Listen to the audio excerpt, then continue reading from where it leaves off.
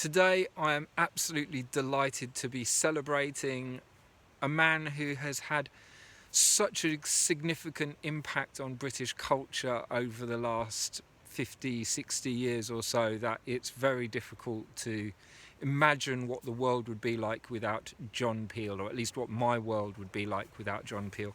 And really his significance does go far afield. I'm sure, whether directly or not, there are people all around the world whose lives have been affected by him, because he was the man whose absolute passion for music led him to the discovery of so many artists that have become household names. He was someone who loved the quirky eccentricity and absolutely with full joy in his heart delighted in giving exposure to people who may otherwise have never been heard. John Peel's radio show started out, I believe it was in the 60s, and from the earliest time he would take to, it certainly was the 70s, he would take to giving airplay to people that would just otherwise have not got that attention.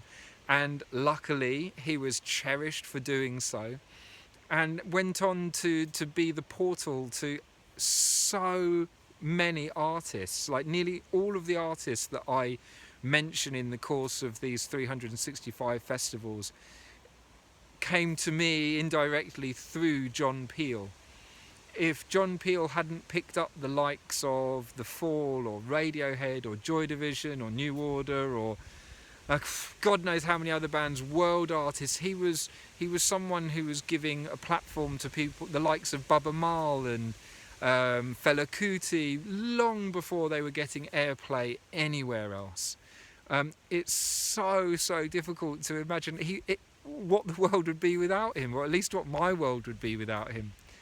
So today I'm really delighted to be celebrating the life of John Peel. He was able to see the genius in people, and eventually, people really became to see the genius in him. He was such a lovely, affable man with such a pure passion for music.